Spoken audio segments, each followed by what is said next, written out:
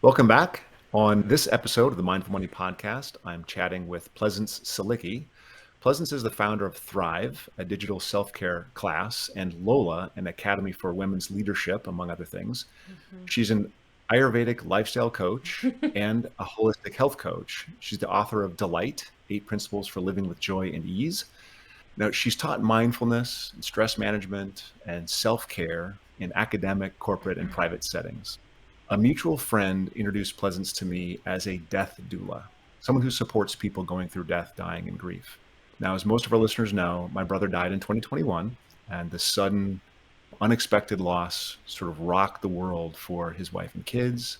It totally crushed my parents, and it completely changed the direction of my own life. And I remember immediately after he died, looking for podcasts and books and things to help me learn how to process this loss, and the shock of loss can happen to any of us at any time. Yep. And I want to talk to Pleasance about how we deal with massive, heartbreaking, unrelenting loss while the world moves on around us as if nothing has changed. Mm. So my hope is that this episode can be that for someone who really needs it today. Pleasance, welcome to the Mindful Money podcast. I'm so happy to be here. Talking about death and grief and loss is one of the great mysteries of life and connectors. And I think about this all the time. It's the one thing we all have in common, that we're all going to die, and everyone we love is going to die, and everything we love is going to die. And that blow, even every day, talking as a death educator, working in grief, working in spirituality, it's still, I am in awe of that. Yeah. Just real quick, where do you call home? Where are you calling in from? I live in Washington, D.C. Yeah. I just want to say I've been here for almost 30 years, and watching the different phases of our country, of the sort of heart, we've been through so much as a country, as a world, as a city, and grief.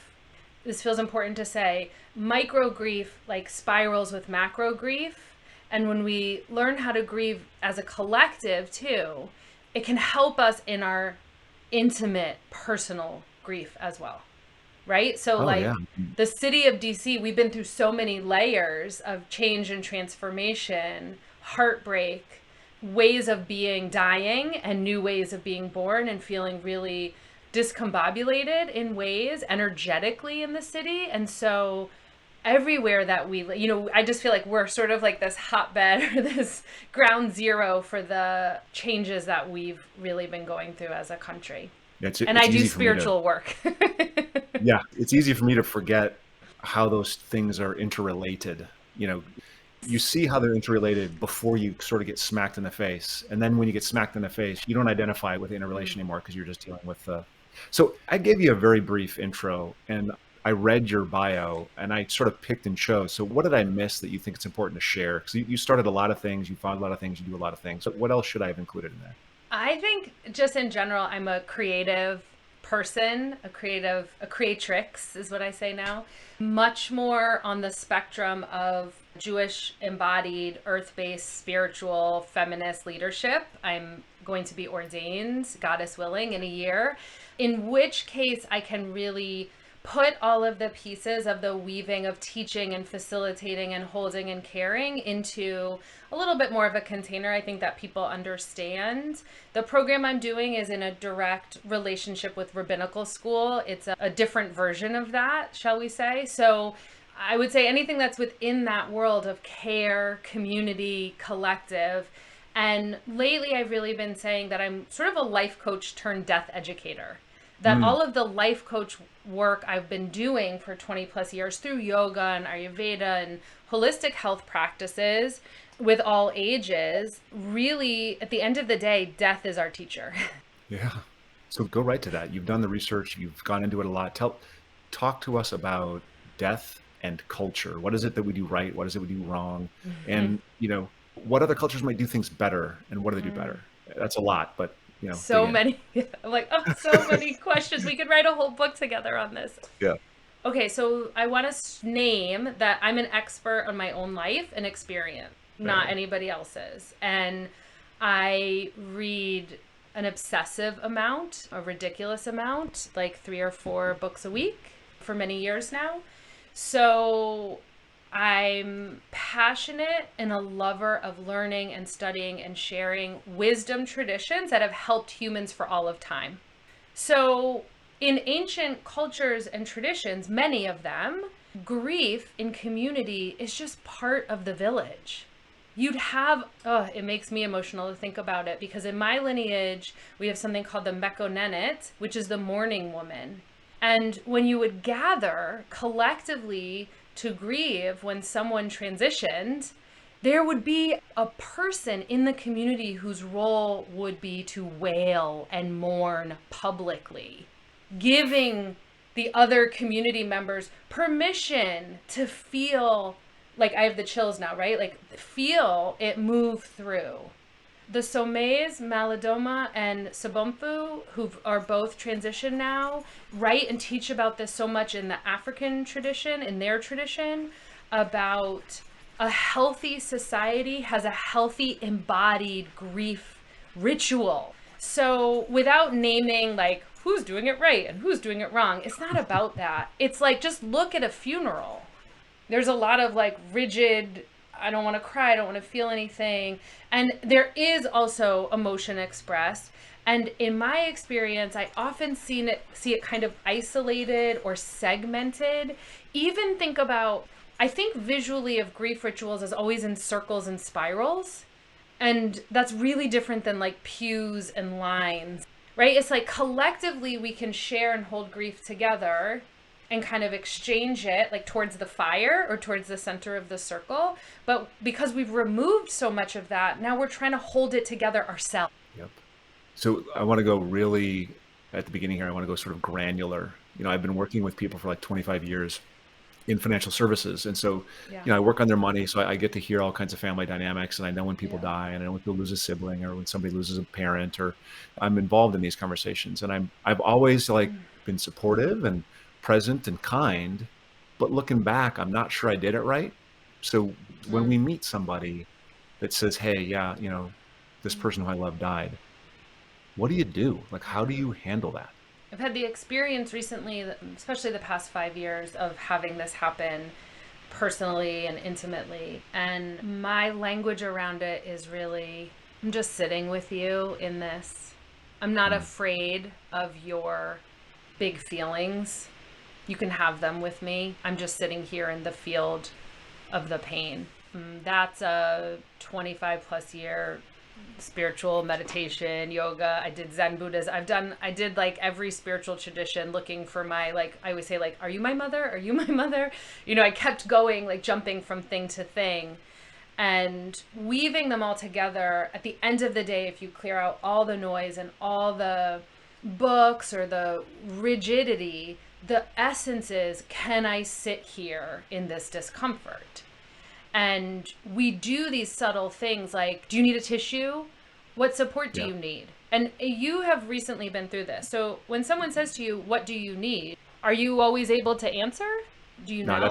yeah, it's so funny because in the early days, the thing that shocked me, I had both experiences. I experienced how bad everyone was at like offering condolences. And at the same time, I experienced not knowing how to say, this is what would really be good for me. Like I had no idea, which is why you go for those podcasts and those books. And Yeah. Yeah. And I'd say that to give you some context, I was heavily influenced by my grandmother, and she transitioned on solstice. So I've just recently been through this myself with a very important person. And when people would check in with me, I would just say, I don't know, period. There's this whole like emotional codependency micro that happens in our culture when people are not well or like uncomfortable or going through something. And so I would say things like, this hurts so bad. And then just leave it, like let it breathe. Because I'm still in it as you are. Like it feels really important just to be really honest. It really hurts. And I don't know what I need. Thank you for being here with me, if that feels authentic. So I really think there's not a script. It's so much about, one of my teachers always says, when we're talking about death, grief, elevating humanity at any level, race work, justice work. We're talking about doing the inner work enough to kind of carve out your own language, your own voice. So turning towards someone, slowing down. So I've done a lot of work around trauma resolution because everything I study is so intersected with the nervous system and the pace of life and stress and trauma that impacts all of us. And Thich Nhat Hanh used to always say, like, the way that you show love is presence. Yep. So I just sit there, hold a hand, be quiet. And I'm mindful of the silence after the burial, after everyone has shown up. And so I'm mindful in my relationships to circle back a few weeks later, a few months later, a few years later. I tell you the one thing that, and I tell this story all the time now, because, people had a hard time, what do I say? David was Jonathan's best friend, that kind of thing. But one person, and I don't know where she got this, she just texted me once. She was out walking her dog, and her dog ran across a plant that was in the shape of a heart. And she took a photo, and she texted it to me. And then 2 days later, the dog was out there, and they found, a kid had written on the sidewalk the word love. She took a photo of it. She sent it to me. Yeah. And like a day later, there's another one. 2 days later, there's another one. I got one yesterday, 14 months later. Yeah. So powerful. And that's being present. Yeah. Yeah. Yeah. That's that connection that we long for, For sure. I also think the phrase "no need to reply" is very powerful. I do have a very strong desire to caregive and be maternal and loving and caring. That's why I think lots of us who get into teaching and leading and sharing do. And because I'm aware of that, I have a friend right now whose father's going through hospice. And so I'm thinking of her every morning in my prayer practice, in my spirit practice. And I will send her a heart, a cloud, a leaf, and say, I love you and I'm thinking of you. No need to reply. Yep.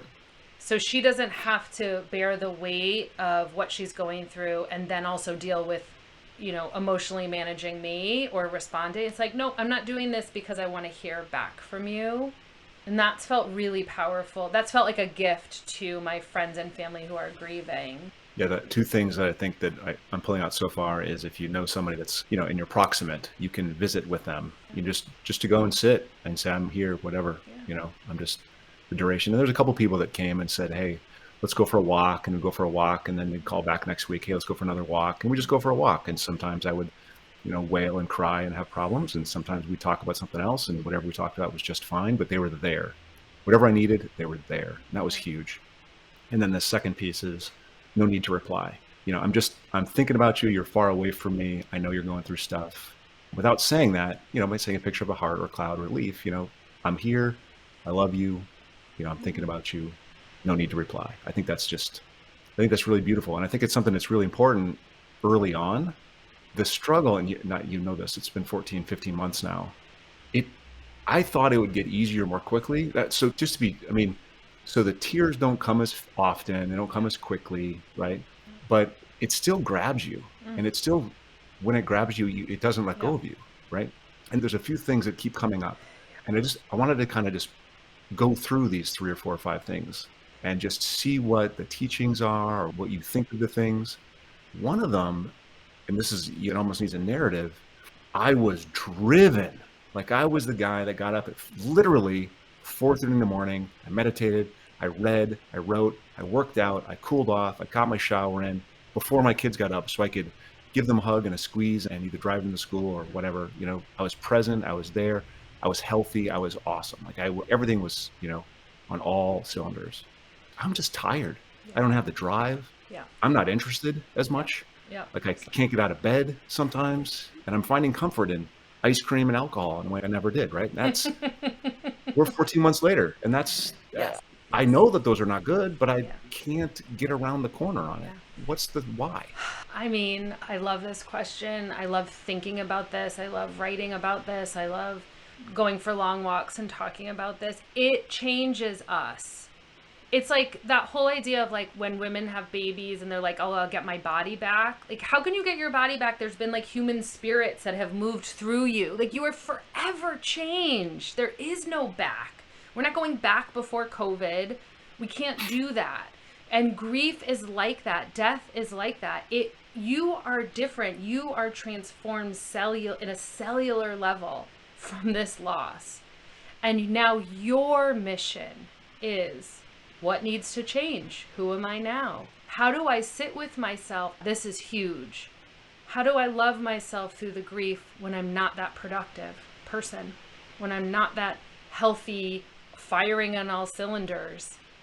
Is there still self-compassion for this version of me? A little rougher, a little less grindy.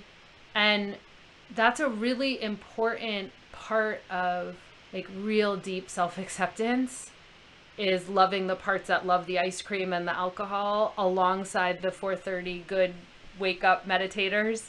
Because the truth is, it's all life. It's all whatever you believe, divine, whatever the word is, whatever the texture is for this amazing thing where the mystery we're all experiencing is, one of my teachers always says, like, it's not about the person we're grieving. They're good. It's about like, who are we now? Right. What is our soul curriculum now, or our spirit path now, or our work path now, or like, what are those lessons? And it takes time, as you know, you're already experiencing it. And it's so wavy. This is also important. So much of what we like think about and talk about in spirituality is in cycles and spirals. It's not linear. And so you can't, there's like an old rabbinic tale that like you go from house to house and try to find someone who has, there's someone grieving and he goes to the rabbi, says like, this hurts so bad, you know, and the rabbi says, okay, go out into the village and go house to house and find someone who hasn't experienced this and then bring them back to me. And he can't, because this circular spiral waves of starting here, you know, in meditation, how they always say like, start here, start again, start now. Like Sharon Salzberg always says, start again. Like we start again. That's it. And like, I think it's really important when we've been through something so painful or transformative to remember this version, like whether it's a softer version or a bigger version or a tired version. Grief is exhausting. There's one teaching that's been really helpful to me personally, and then a lot of my clients when they're grieving, that with the sleep and the exhaustion piece, is that in lots of wisdom traditions, they talk about the dream world and dream state being, you know, Carl Jung talked about it too, like the little sparkles, the little like breadcrumbs that we can follow, like the symbols and the signs of the inner life. And so when we're so exhausted with grief, and we're sleeping or we're napping or we're resting, are we able to allow ourselves to listen, maybe your brother's wisdom, maybe his words, maybe his energy, spirit, you know, it doesn't need to be like a visitation per se. That's not what I'm talking about. But just even a connection to a different realm, a different operating system that might be really comforting. Like I have a client, he says every time he takes a nap, his partner who died comes to visit him. And when he wakes up, he feels so good, like comforted and loving. And then he like clicks on to like, what just happened? I'm crazy. No one's going to believe me, you know, kind of more the critical brain. And so I said, well, let's like put the critical brain kind of to the side. How do you feel when you wake up? And he said, just so much love. And I'm like, well, that's one of the gifts of all these naps that you're experiencing, is just that love that you're touching. And because so much of productivity, like Western mind and business world and go get it, and that whole linear culture and climbing culture, more, like, I think these are the experiences that knock us off that mountain and make us realize there is more here. There is so much more here. I mean, it's really striking because I knew that. Like I you know, my grad work is in Buddhist studies. Like I've also been a searcher my whole life. I've been meditating 25 years, right? So I knew that. And I still drove and grounded and, you know, did the 4:30 thing, and I still did it. And it still knocked me off my, just completely knocked me off my, whatever, my path. this is probably 2 months ago. I went to a Buddhist meditation retreat with Jack Cornfield and Tara Brach. And a woman I met there, she's a doctor, her husband, also a meditator. She wasn't a meditator, but her husband's a meditator, went through COVID and ended up committed suicide. And so she was coming to the practice trying to find, what did he see in this? What happened? And that we had this deep conversation about how come when I need it the most, my practice, it didn't fail me. Maybe I failed it, but I couldn't sit anymore. I couldn't sit. So I could walk and ended up doing a ton of walking meditation and that, but I could not rely on those old forms of meditation that I had. And maybe it's just like you're saying, I'm a different person cellularly. I can't do the things I once could do. Have you seen that before in other people that can't? Yes. And what I Okay. want to encourage you to do is like open your mind to see that instead of it being that it's not that your practice didn't serve you, this is your practice. The Right. It's all crying, the, this being like continuing to go into it, being open about it, wanting to share the humanity. Our spiritual practices, it's a misnomer that they elevate us away from being human. You can meditate right, all you want and you're still human. So I see right. this as a gift of your practice. I see this as the fruits and the rewards where you can actually be in your body and grieve and cry. You're not frozen. And So maybe you I mean, have this, times of it that you are, or that you want to numb, but naming the alcohol, naming the ice cream, those are the healthy human parts that we can't meditate out of us or do up dog, down right. dog away from. And so I really want to appreciate and just honor your practice and you for being so open about all of it, because I think the suffering aspect of humanity, you can't meditate away. And they always say the amount of grief and tears often energetically matches the deep love. The amount of emotion that we feel about our beloved dead. I just feel my grandmother pulsating through me, crying about her, walking the streets. And because we're animals, walking is the therapy, the healing path, and it keeps you in the world. I would be much more concerned if you said, I'm good. I went back to Zen, or I was able to just sit. That would be of concern because you're in a transformative, death transforms us. And when we have these really intimate, tragic losses, it's such a celebration of the love to feel the body, the sensualness of tears, of water, of the element of water and transformation is essential. And to not feel that would be completely disengaged from being embodied. And I really feel like we just need so much more embodiment in the world. What about this is not just me. I hear this all the time. It's been, I will admit that I have had this thought. And so I now worry that other people have this thought about me. Mm-hmm. The thought is, somebody's parents are 85, 90 years old and they pass. And it's very sad. And there's no question it's sad and it's totally expected.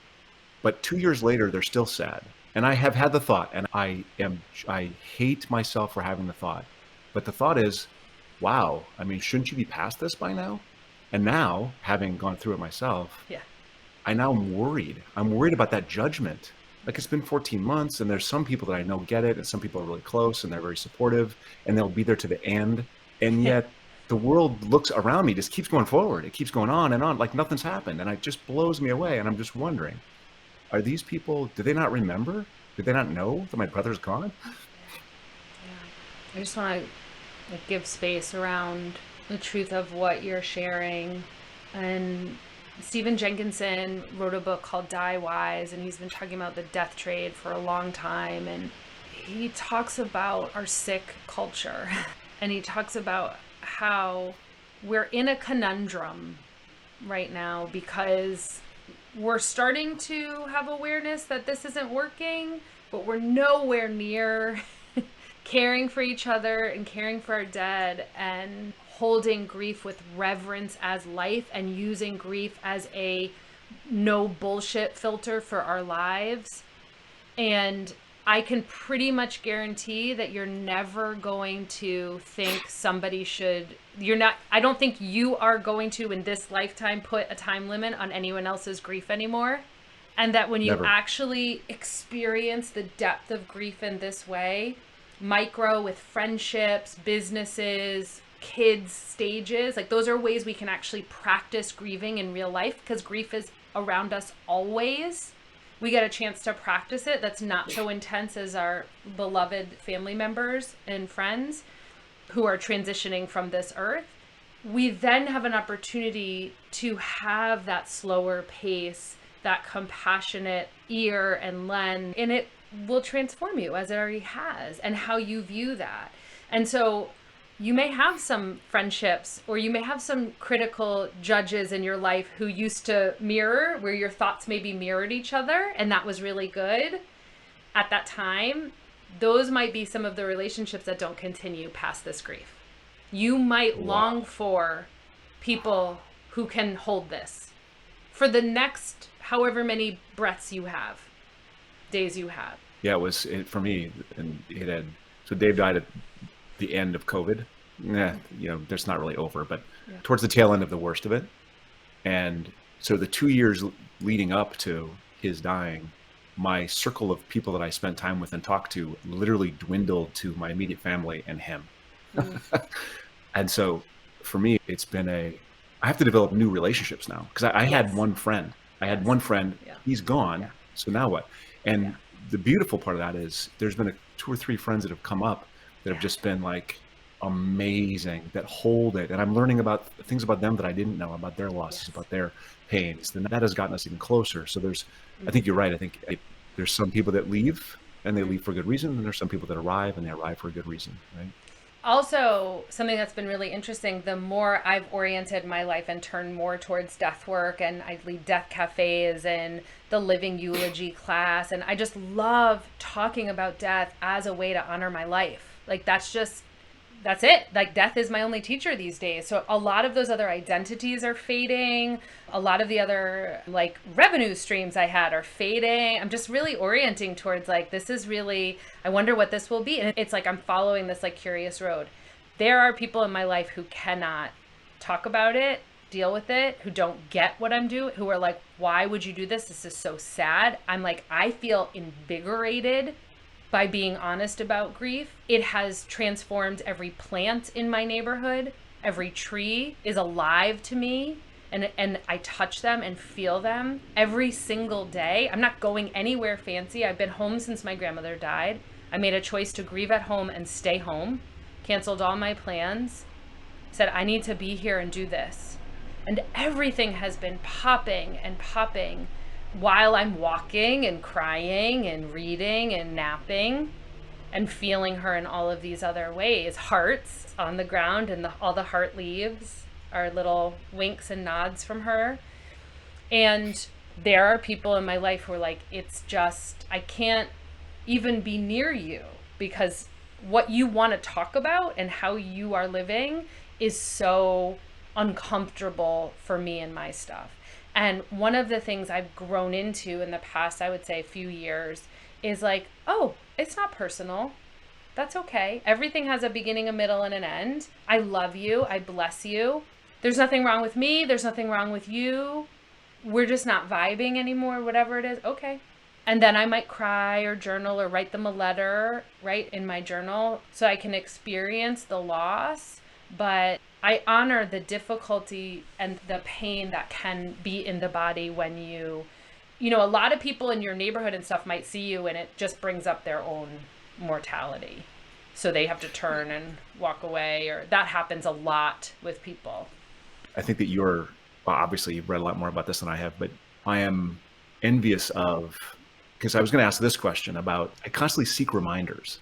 Like I am looking for opportunities to talk about him, tell stories about him, hear stories about him. I go back and this part of me think, God, that's dark. But I go back and I read the eulogy that I wrote and I read the death announcement that I wrote. And I replay in my head the trip that my parents and I took to see him before he was cremated, and I talk about with these three guys, right? I talk about what he looked like laying on the table, cold. Like, Yeah. is that healthy? Because it seems like I want that, but it also seems always to bring up a lot of darkness and a lot of emotion. But I want it, and it's an internal battle to think about it. I think this is kind of back to that Stephen Jenkinson piece of like, we're in a really sick culture and we're trying to figure out where our healthy is within that. And so this is the opportunity I would use. This is kind of like life coaching hat, is like, define what healthy grief is for you. Like, we have to make our own definitions of a good life, grief, death, what we believe. Like, this is our work to do. Because if you look outside of you, oftentimes that's not the best model. Turning away, ignoring. And what I want all of us to look for when we're experiencing this is, how do you feel? Like, how do you feel when you talk about him? How do you feel when you remember him? One of the other things that's so beautiful for anyone who's listening, who's doing grief, working with grief, has someone who's dying or died, is to say to your beloved, tell me about the person who's dying. Tell me about the person who has transitioned. And in Judaism, we have the annual yahrzeit, or anniversary, of the beloved dead. We don't celebrate their birthdays. We honor and observe the day of their death. That's what yahrzeit is. And you have a candle and you light it, and it burns for 26 hours. And that whole day, every time you walk, usually it's in the kitchen, that's where our family puts it. We'd walk by and you just remember the person, remember the person. And one of the things I started doing in the past few years was, then when I have a friend who is telling me, oh, this is the anniversary of my mom's day, I said, oh, this is the yahrzeit. Tell me about your mom. Every single time, people pause, have an emotion of some kind, and then go on and on and on. We want to tell the stories of our beloved dead. We want to remember.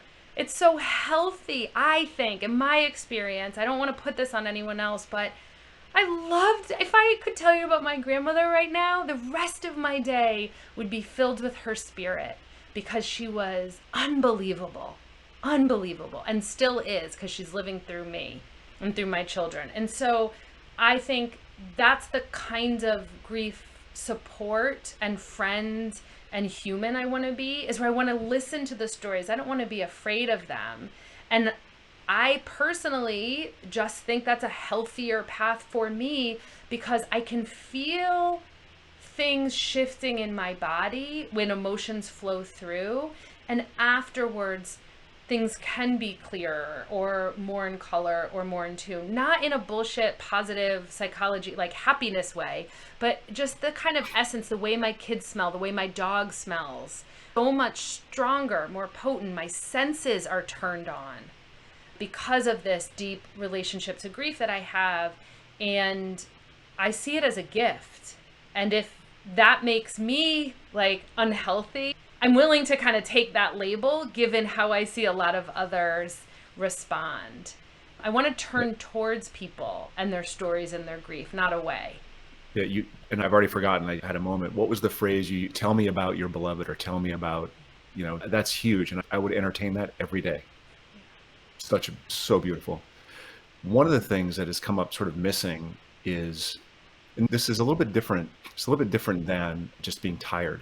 It's like directionless, rudderless. It's like there's things that I want to do. And my brother and I had plans, we were going to actually come together and work together on something. And that obviously can't happen.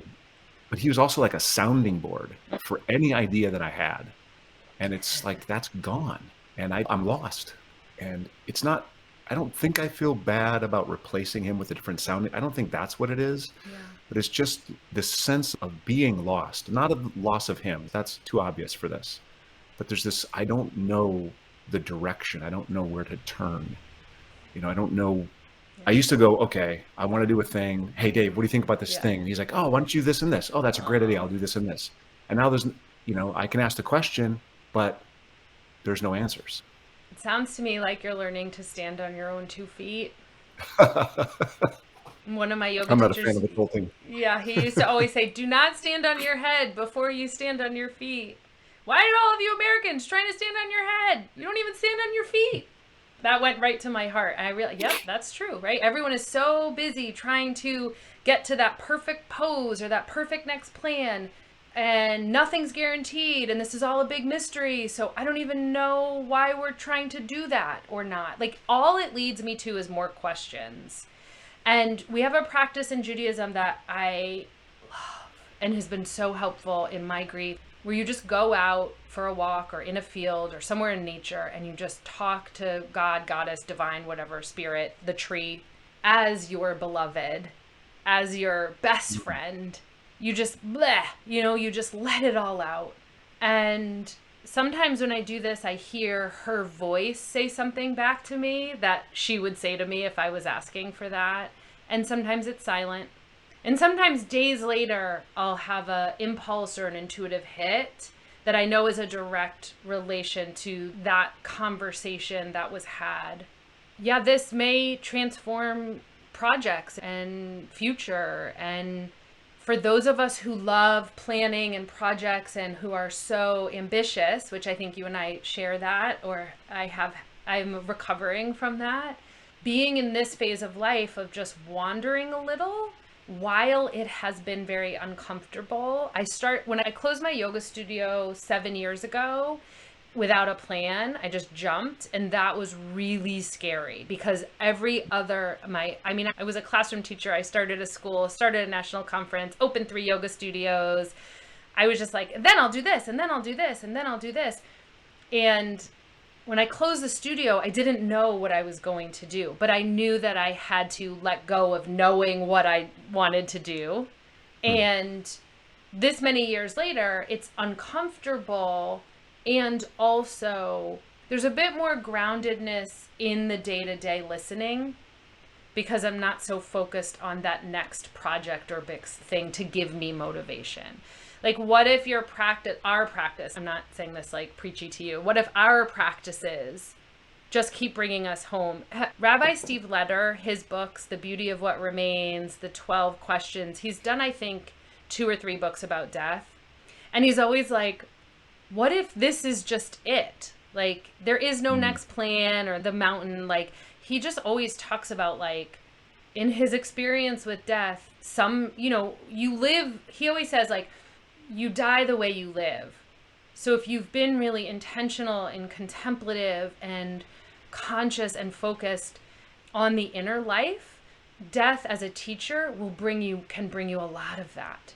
And if you're distracted and overwhelmed and rushing through life and pretending it's not happening, then that can be a very painful death or grief experience, because we're really turning away from, again, this whole idea that death is the only teacher.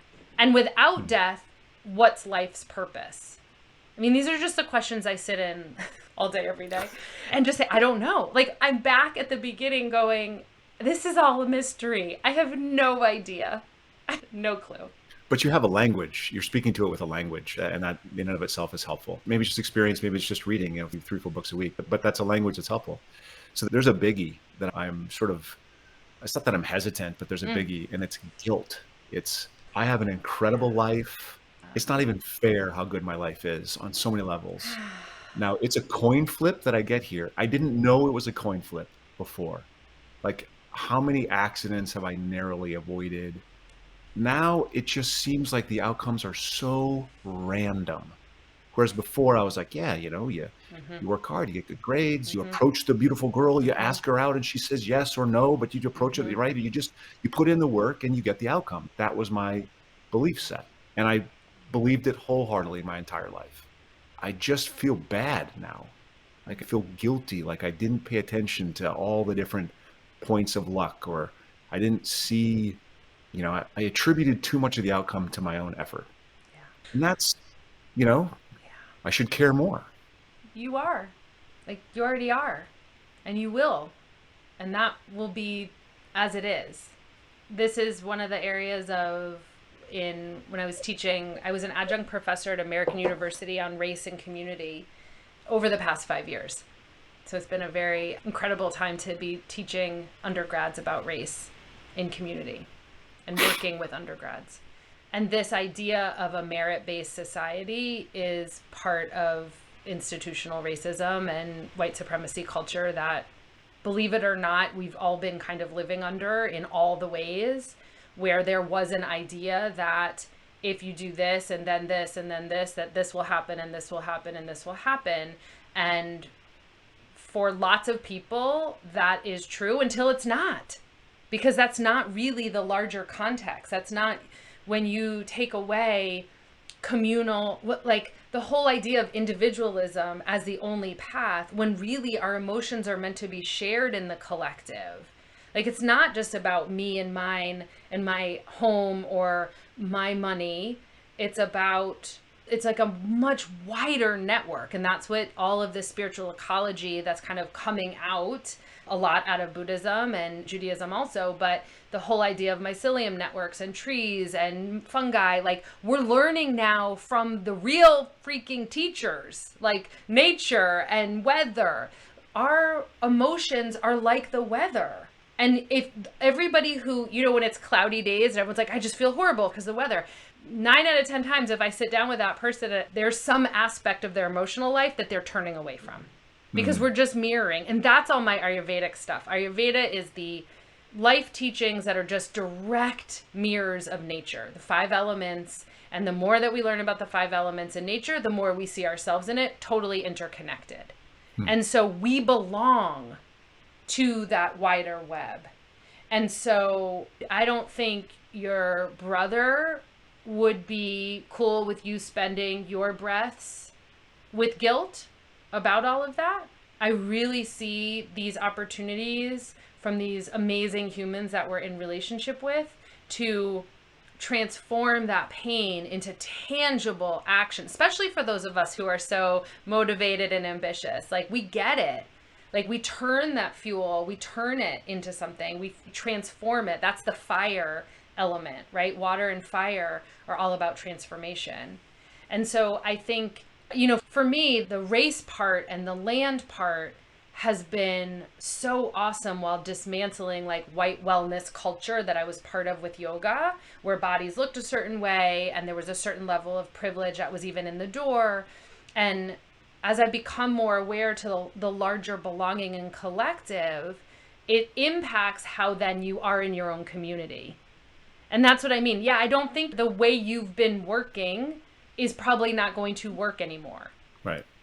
And so how could that eventually, as those grief clouds kind of change around you a little bit, not necessarily leave, become more meat of what happens, like the more of the good stuff around how you do want to do work in the future. This whole thing about, like, because we don't know in the mystery what happens to the soul or the spirit or whatever people believe in, it doesn't really matter. We just don't know. So we have to kind of say it could be way better.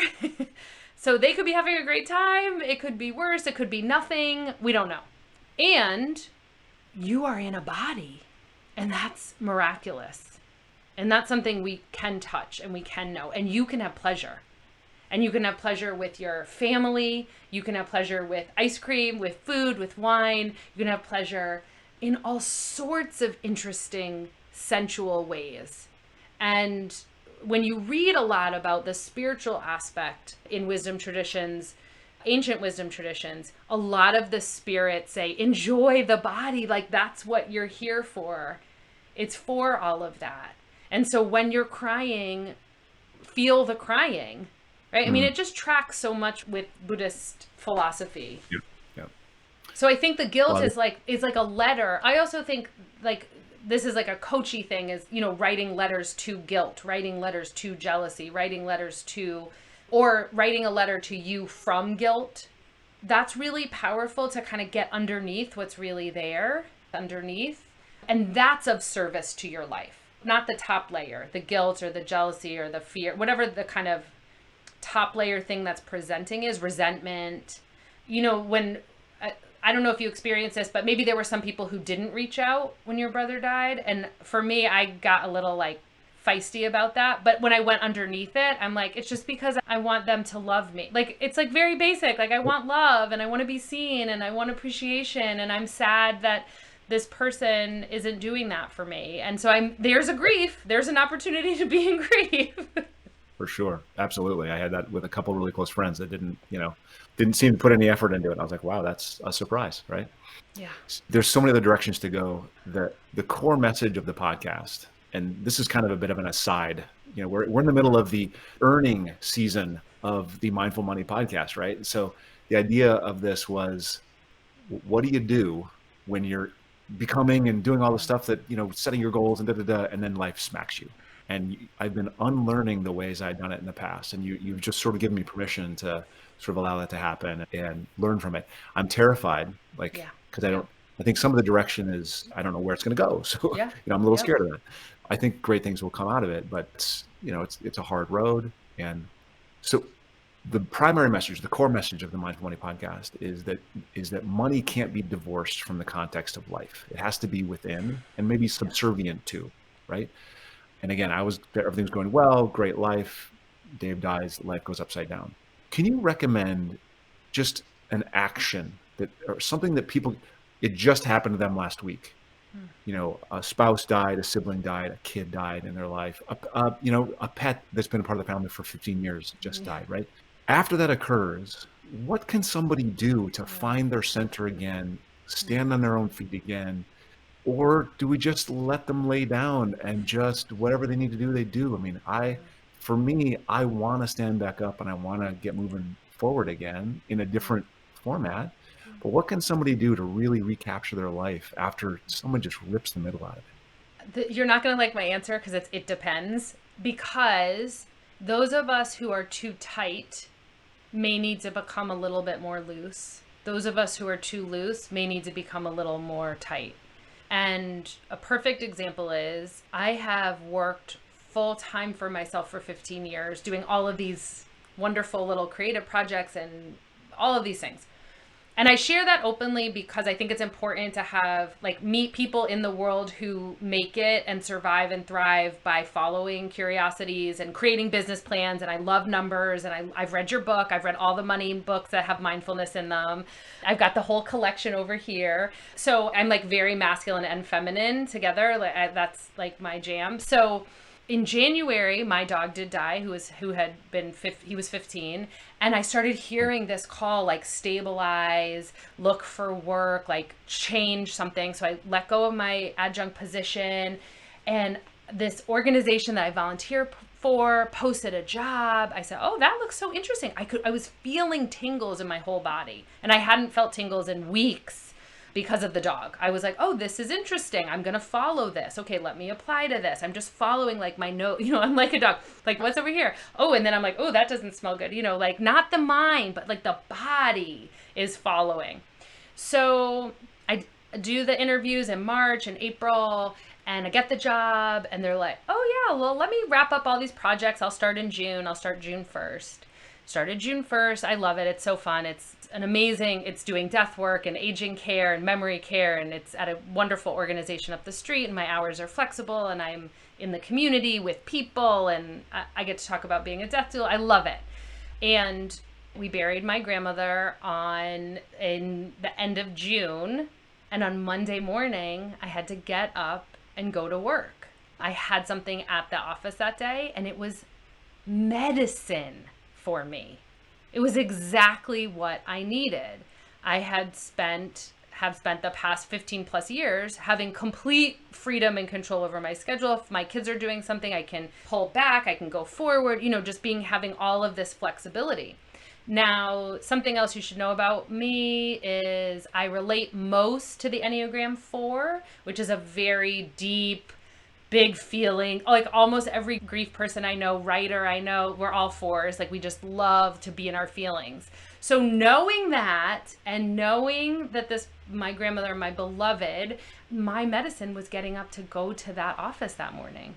And that was exactly the balance that I needed, because the rest of my life, like I said, I canceled all my other trips. I just carved out space. When people invite me to things, I say, I don't know. I'm not sure. I'm taking it day by day. So I would get up and go walk up the street, do a few hours at the office, come home, take care of my puppy, take a nap, cry, grieve. How am I feeling? Oh, I feel like going for a walk. Okay, up. So what people can do is listen to the whole body, not just the mind, not what you think people, the thinking, what other people think you should do is where we get all messed up, because we only know what our inner life and our experience and our habits. If you are someone who has avoided grief and it feels so like you're going to go totally under, titrate that. Get a therapist. Oh, one of the weeks I was home as my grandmother was dying, I called an old therapist who had the backstory. I said, "Can we just do a check-in? Because I just want to get your pulse." We had a talk. She said, "My girl, you're doing great." You know? So having the check-in support, professional support.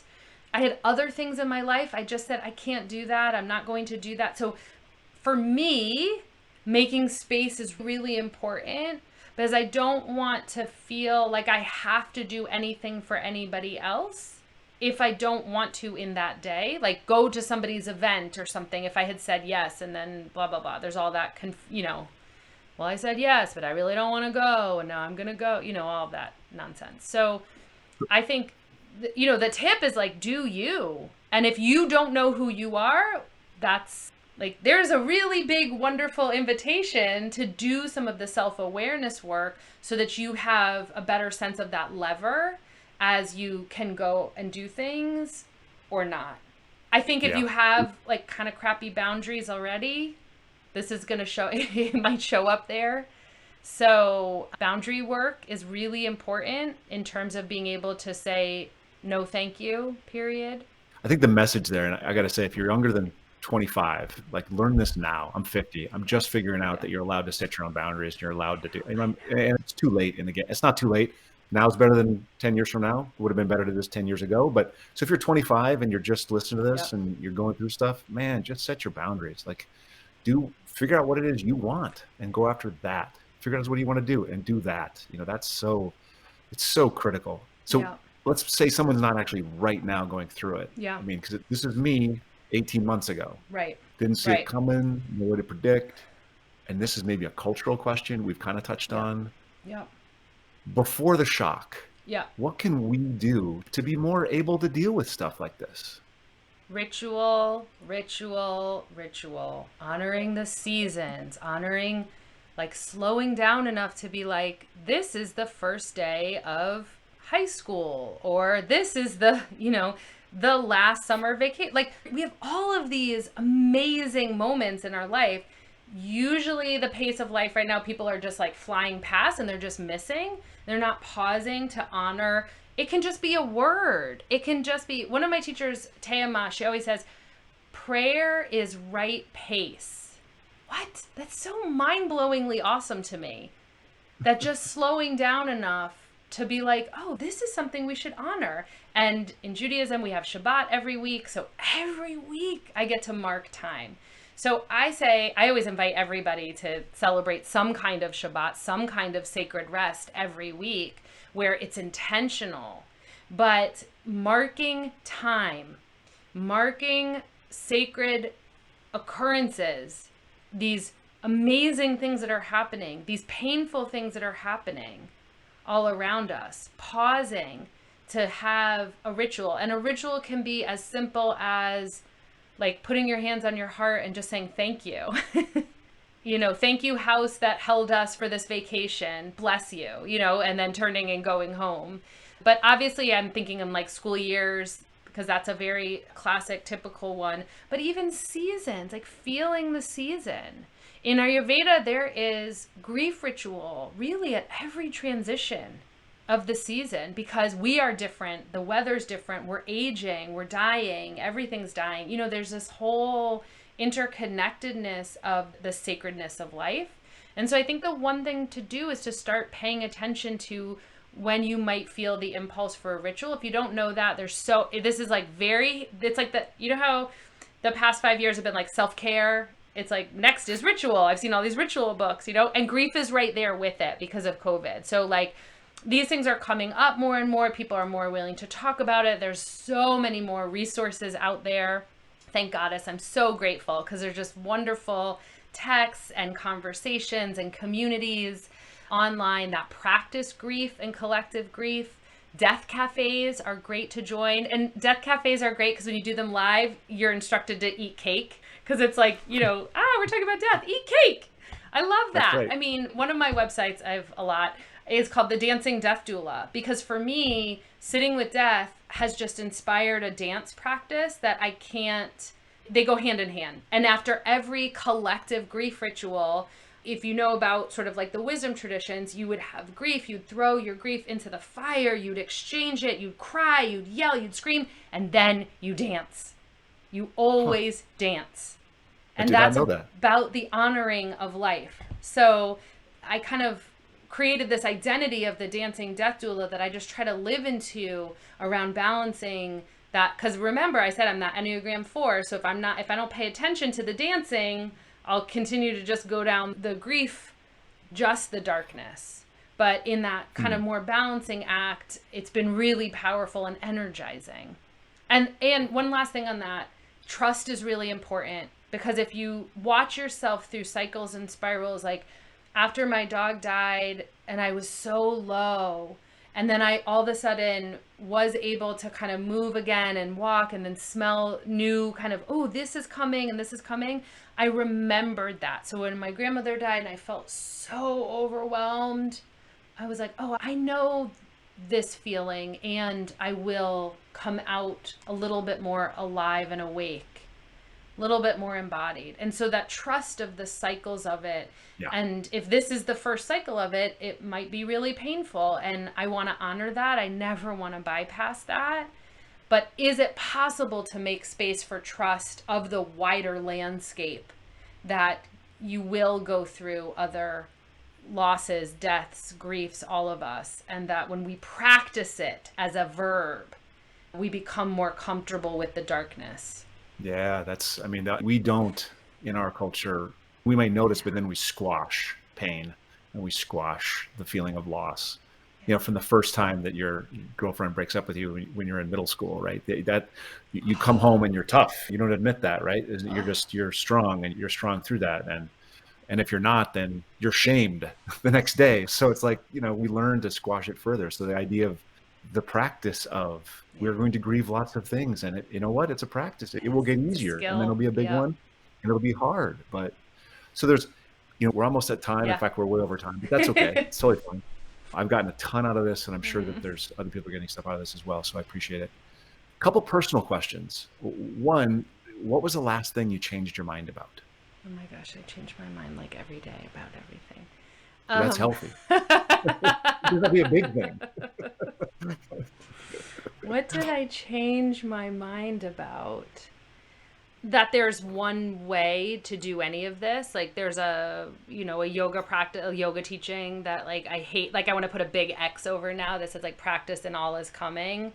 And like the guy who said it is like definitely an abuser. And so I'm like, ugh, like, no, like that, just that there's not, like, it's not yoga or it's not Buddhism or it's not Zen. Like, it's not all of these rigid systems. Like, I changed my mind that there's just so many ways to be human and there's so many ways to do life. And that I just feel so free. And when I was in a Mm. lot of those systems for so many years, I would not say I felt really liberated, embodied and liberated. I just kept trying to stand on my head, right? Or stare at the wall, or wear all black, or take out like all of the rules, the too tight, made me feel like there was somewhere you had to get to. And if you did this, you could get there. And I have changed my mind that I'm not sure that's true. Huh. That's huge. That there may not be a there to get to, like that there might be here. This is it. Yeah, this is it. Interesting. This is it. Is there anything that you don't talk about much, or maybe you talk about it but people don't remember, that you really wish people knew about you? I'm really, really, really sensitive, and I see it as a superpower. It's why I love people. And also, it's caused a lot of grief because when people I love them so much. And as I shared, I've had people decide not to be in relationship with me it's been clear and they've said that. It really guts me. One other thing I think that I haven't really shared that much about, but I'm been writing about it a little bit this summer privately, and like now it feels really resonant, is when I was in high school, I was diagnosed bipolar. Hmm. And I've shared that, but I think it was a wrong diagnosis. And now we have CPTSD, complex PTSD, which is childhood developmental trauma that's repeated. And I have been studying that like crazy the past year. And I'm like, oh no, that feels like what I've been living with. And I feel more free and more embodied by identifying with this, not as a label to limit, but as a way to understand Hmm. relationship, nervous system, my own patterns. It's very common to be kind of an over caregiver. There's just a lot of those like links. And the type of person who really enjoys identity systems and patterns and frameworks, because when I can kind of see, I spent the majority of my life not being able to see myself in the circle and feeling like I Hmm. don't belong. And so once I was able to start to be like, oh, Ayurveda, this is this cool system. Oh, Enneagram, this is cool system. Oh, this diagnosis, like, oh, this might be, oh, I belong. And Hmm. belonging, feeling like I belong, has been more enlightening than Zen Buddhism or yoga, which is like the path to enlightenment. But I think for so many of us living on the planet right now, feeling like we belong is just like medicinal and healing. Juice. Yeah. So you mentioned you have lots of different websites. Is there one that people could go to find Yeah. you the best? How do people connect with you? Yeah, littleom.com, lilomm.com is like the hub of everything. It's also lolacommunity.com. They go to the same thing. And I answer all my emails like, hi, it's me, right back at you. So I love talking with people if people are grieving. I shared with you that I'm like orienting my life much more towards clergy. So I'm not going to like then sell you a 5-pack grief. Like I'm just not into the sales. I'm not doing funnels anymore. I'm not doing like big Yeah. launches. I'm not doing teasers around like, well, if you do this, then I'll do this. I've unsubscribed from that way of being in the world. So I really want to spend my days talking about death and grief and money and sex and sexuality and feminine and masculine and just the elements, like the life stuff. Like that's what lights me up. So I really invite anybody. I hope we talk again. Just I want to be in these conversations for the rest of my days. Yeah. No more small talk. Oh, I wasn't good at it anyway. I'll make sure all that's in the show notes. I just want to say, thanks for being here and coming on. This has been, I mean, you saw it great for me personally, and as we started with, what I'm hoping is that this can be something that somebody who's searching right now can find. Because, and if listeners hear it and know someone going through it, Yep. share it with them and they can find a connection to Pleasance. If I can help, I'm happy to help as well. We don't talk about this as much as we should. Yep. And we're going to put the books you mentioned in the show notes as well. Okay. I read Die Wise. That was Yeah. one of the things I came up with. And he's got another one. I don't remember the other one, but fantastic, Yeah. fantastic stuff. There's so many good resources. Yep. Thank you. Oh, my pleasure. Thank you so much.